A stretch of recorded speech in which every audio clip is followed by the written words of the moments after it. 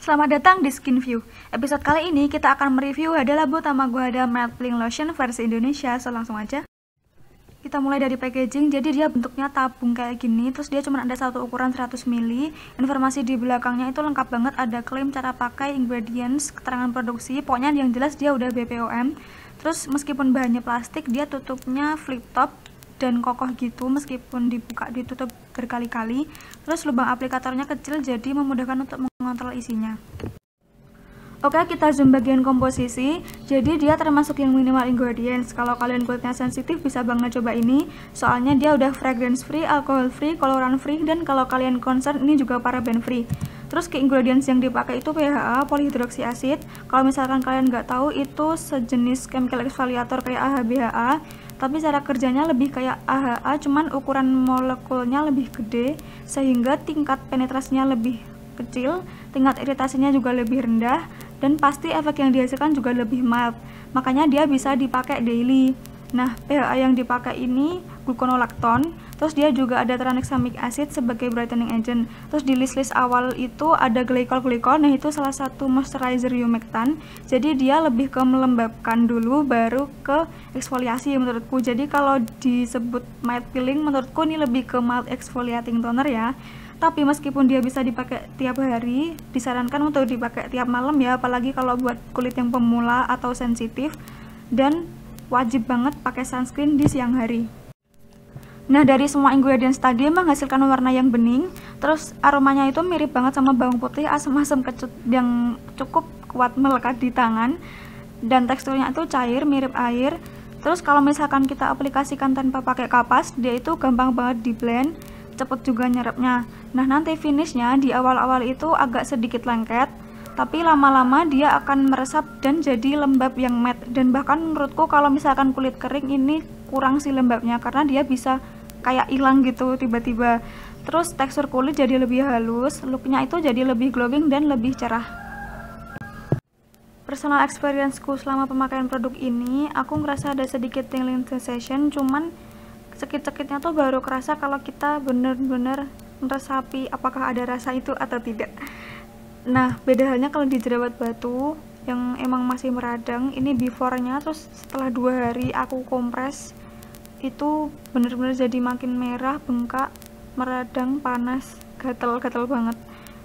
Dan itu kesalahanku karena emang dia kan pakainya PHA. PHA itu kerjanya di lapisan kulit yang terluar. Jadi kalau misalkan mau pakai untuk yang jerawat yang lebih ke dalam pori, ya pakainya yang BHA atau salicylic acid. Nah, ini aku coba pakai silkot, aku kompres semalaman sampai besok bangun tidur dan malah jadi meradang kayak gini.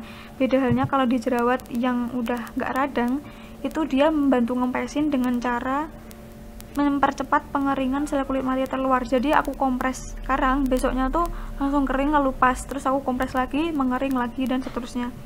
Nah, kalau misalnya aku pakai silkot di keseluruhan muka, itu malah jadi lebih lembab gitu dibanding aku pakai kapas, dan kelembabannya awet sampai besok pagi, tapi of course jadi makin oily pas bangun tidur. Nah, karena kebetulan kulitku lagi agak kering, terus kapasnya juga lagi habis, aku sekalian mau ngasih lihat kalau pakai silkot itu produknya nggak banyak yang keserap, jadi lebih banyak yang di tangan ya, kelihatan itu air produknya ada di tangan.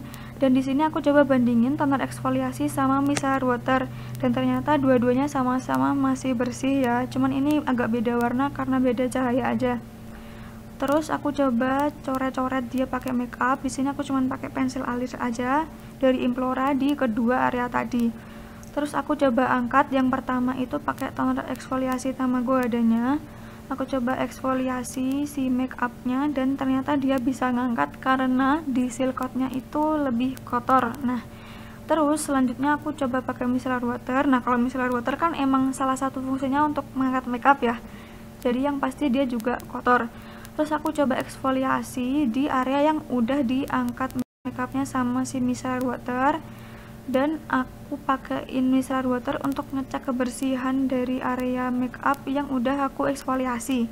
Dan ternyata untuk di aplikasi yang kedua itu nggak ngangkat karena udah terangkat di aplikasi yang pertama. Jadi menurutku toner ini akan lebih efektif kalau kondisi kulit kita lagi kotor dan kita nggak double cleansing. Berdasarkan pengalamanku tadi, kita akan bahas claim versus resultnya. Jadi yang pertama, untuk mengangkat sel kulit mati menurutku ya dia bisa, tapi mild gitu, kurang impactful.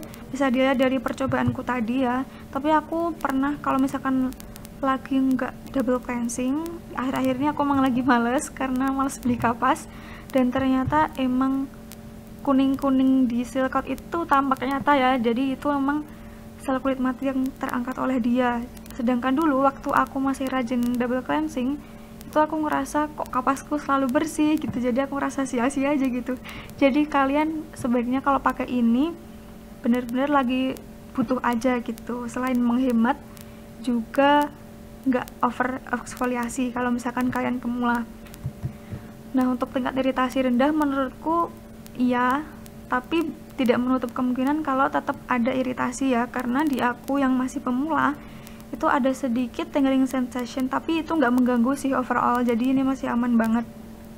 Terus untuk feel soft, iya dia menghaluskan tekstur kulit, cuman kalau dibilang sehalus tekstur kulit telur itu menurutku tergantung tekstur kulit awalnya. Kalau misalkan aku lagi biasa-biasa aja itu emang jadi halus banget, tapi kalau lagi yang geradakan banget kayak komedo banget gitu, itu nggak bisa yang 100% halus, cuman emang lebih halus. Bahkan di komedo dia juga bisa sih menghaluskan, cuman nggak 100%.